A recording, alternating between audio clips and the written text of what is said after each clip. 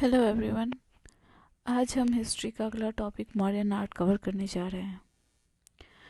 Mauryan art को details में पढ़ने से पहले हम उपेंद्र सिंह, जो कि एक हिस्टोरियन है, उनका एक कोट पढ़ेंगे, जो कि आप डायरेक्टली अपने आंसर राइटिंग में भी यूज़ कर सकते हैं।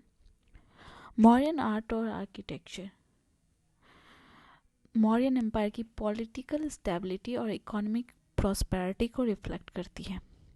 इस पीरियड की आर्ट में इंडियन और इंडिजीनियस ट्रेडिशन और एक्सटर्नल इन्फ्लुएंस जो है का भी एक क्लियर सा इम्पैक्ट दिखता है, जो बाद की डायनेस्टी के लिए एक हाई स्टैंडर्ड सेट करता है। अब फीचर्स ऑफ मॉडर्न आर्ट की बात करें तो पहला आता है स्टेट पेट्रोनेज।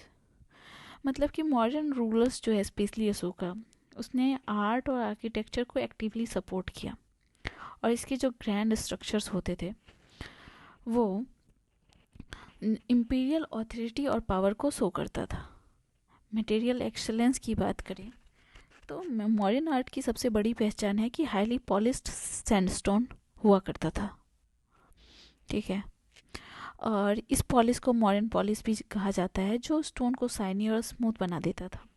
रिलीजियस इन्फ्लुएंस की बात करें तो इस पीरियड में बुद्धिज्म और जैनिज्म दोनों का स्ट्रॉन्ग इन्फ्लुएंस दिखता है, और ये हम स्तूपा, पिलर्स और इंस्क्रिप्शन में भी देख सकते हैं। हाई क्राफ्टमैनशिप यानी उच्च शिल्प कला, स्टोन कार्विंग और पॉलिशिंग जो है में हाई लेवल ऑफ स्किल दिखता है।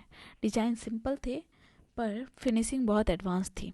फॉरेन इन्फ्लुएंस की बात करें तो मॉडर्न आर्ट पर अकायमेनिड यानी कि पर्शियन और हेलेनिस्टिक मतलब कि क्रीट स्टाइल का भी इम्पैक्ट था। जैसे कि इसका इम्पैक्ट हम देख सकते हैं पिलर्स का फॉर्म जो था वो, या कैपिटल डिजाइन यानी लायन कैपिटल से। अब कैरेक्टरिस्टिक्स ऑफ मॉडर्न आर्ट की बात करें तो इसको दो पार्ट में डिवाइड किया गया। पहला तो है पॉलिटिकल और कोर्ट आर्ट, दूसरा है फोक आर्ट। तो पॉलिटिकल कोर्ट आर्ट में भी चार टाइप्स आते हैं: राजप्रसाद यानी कि पैलेस, पिलर्स, स्तूपास, गुहा विहार।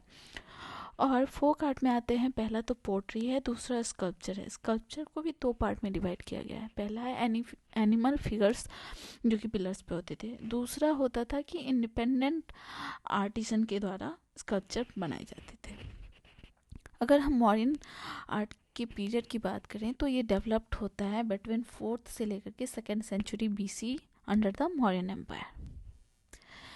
अब पहला हम देखते हैं कोर्ट आर्ट, राजप्रसाद यानी पैलेस।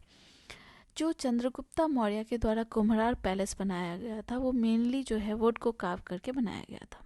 अब इसके स्ट्रक्चरल फीचर्स की बात करें तो यहाँ पे हम देख सकते हैं, इसमें जो है ये छोटे छोटे छोटे जो है ये सारे पिलर्स हैं। बेसिकली इसमें 80 स्टोन पिलर्स जो हैं वो पाए गए थे, जो कि मेनली जो था वुड से बनाया गया था।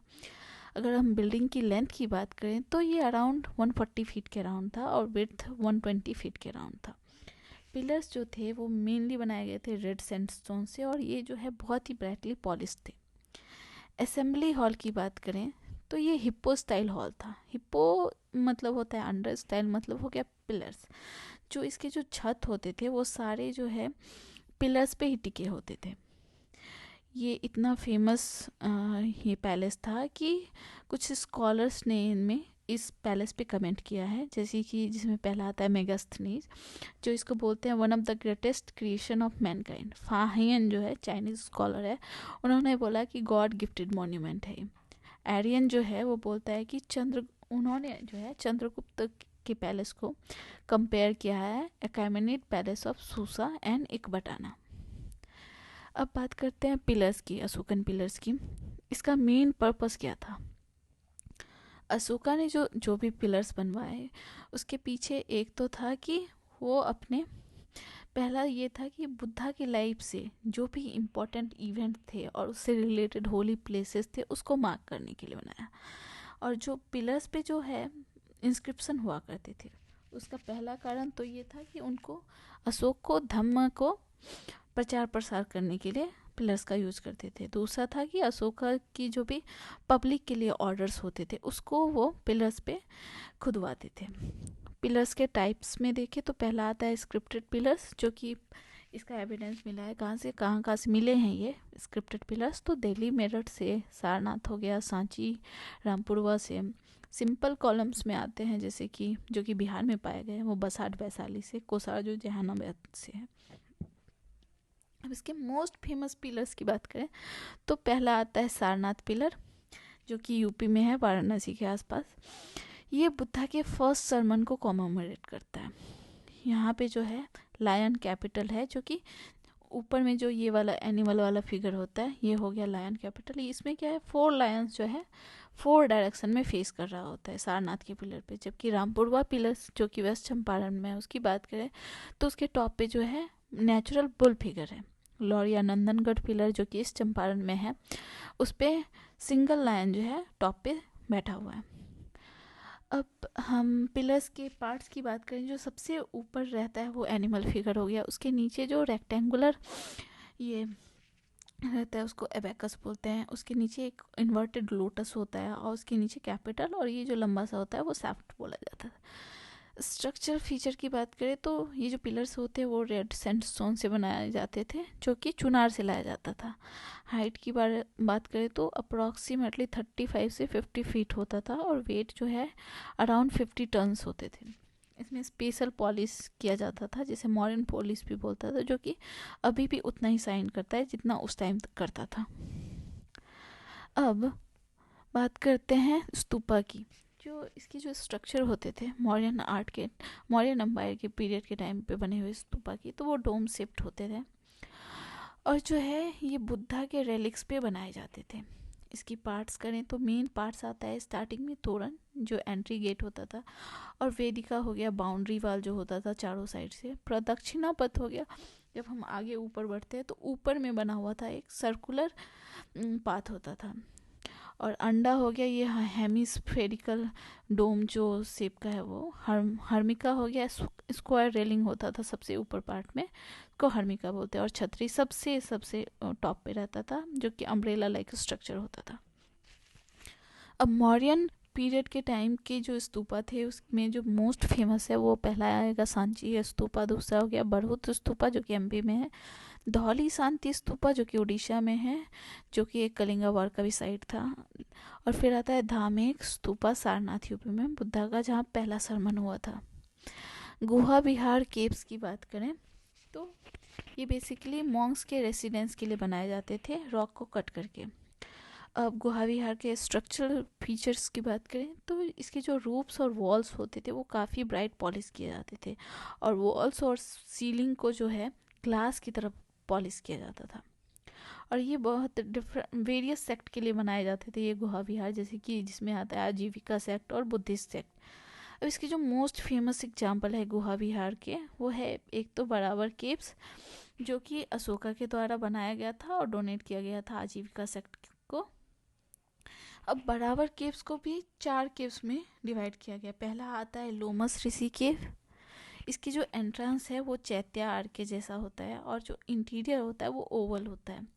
दूसरा आता है विश्वकर्मा केव। तीसरा आता है सुदामा केव, जो ओल्डेस्ट केव था, और इसमें 2 चैम्बर्स थे, इकलौता ऐसा था जिसमें 2 चैम्बर थे। एक आता है करण चौपर केव। तो अब उसके बाद दूसरा आता है नागार्जुनी केव्स, जो कि अशोका के ग्रैंडसन दशरथ के द्वारा बनाया गया था, और उसमें 3 केव्स हैं। गोपिका केव आता है, वदीति का कुबा और वापिया का कुबा। अब फोक आर्ट और पॉपुलर आर्ट की बात करें तो इसमें इसको भी 3 टाइप में डिवाइड किया गया है। पहला आता है स्कल्पचर, दूसरा आता है पॉटरी, तीसरा आता है टेराकोटा।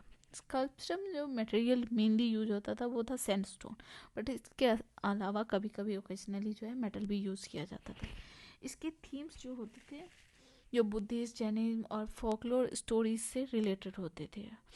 इसके जो एग्जाम्पल में देखते हैं तो यक्षा और यक्षी का जो है स्कल्पचर पाया गया है, स्टेचू, वो दीदारगंज वाले एरिया से पाया गया है।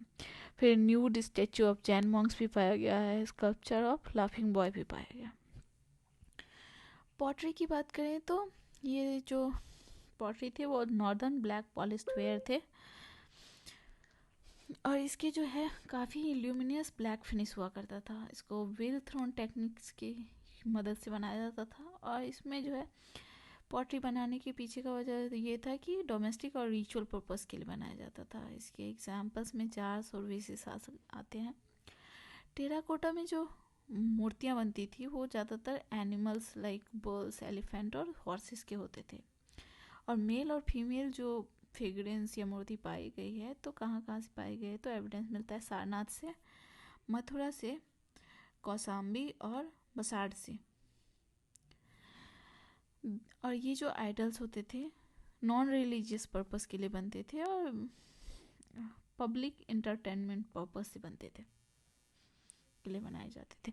अब सिग्निफिकेंस ऑफ मॉडर्न आर्ट और आर्किटेक्चर हम देखते हैं। तो इसमें पहला आता है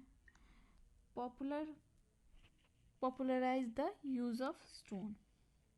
तो इसमें क्या था कि मॉडर्न पीरियड से पहले ज़्यादातर वुड यूज होता था, तो लेकिन मॉडर्न ने स्टोन आर्किटेक्चर को पॉपुलर बना दिया जो ज़्यादा ड्यूरेबल और लॉन्ग लास्टिंग था। स्टैंडर्डाइज्ड स्तूपा डिज़ाइन की बात करें तो इस पीरियड में स्तूपा का फिक्स डिज़ाइन डेवलप हुआ, जैसे कि अंडा, हर्मिका, छतरी, जो बाद के बुद्धिस्ट स्तूपा के लिए मॉडल बन गया। तीसरी बात करते हैं रॉक कट केव और बराबर और नागार्जुनी केव के बारे में। तो ये जो बराबर केव और नागार्जुनी केव्स की रॉक कट केव्स ने बाद की केव्स जैसे कि अजंता केव्स और एलोरा केव्स के लिए इंस्पिरेशन दिया। यक्षा और यक्षी स्कल्पचर की बात करें तो यक्षा और यक्षी की मूर्तियों में रियलिज्म एंड डायनिज्म देखने को मिलता है, जो इंडियन स्कल्पचर को ज़्यादा एक्सप्रेसिव बनाता है। Foundation of classical Indian art, यानी कि मॉडर्न आर्ट की जो रिफाइंड आर्टिस्ट्री है वो रिफाइंड आर्टिस्ट बाद में आने वाली क्लासिकल इंडियन आर्किटेक्चर का हॉलमार्क बन गई। अब मॉडर्न मॉन्यूमेंट इंडिया की जो है रिच कल्चरल हेरिटेज को रिप्रेजेंट करता है। और टूरिस्ट इम्पोर्टेंस की बात करें तो अशोकन पिलर्स जो है स्तूपा और केव्स आज भी इम्पोर्टेंट टूरिस्ट साइट है। कंक्लूजन की बात करें तो मॉडर्न आर्ट एक मेजर कल्चरल अचीवमेंट था जिसमें रिलीजन, पॉलिटिक्स और आर्किटेक्चर का परफेक्ट ब्लेंड दिखता है। अशोका के पिलर्स और बुद्धिस्ट स्तूपा ने न सिर्फ इंडियन आर्ट को इन्फ्लुएंस किया बल्कि एशिया में बुद्धिज्म के स्प्रेड में भी इम्पोर्टेंट रोल प्ले किया। तो आज के लिए इतना ही, धन्यवाद।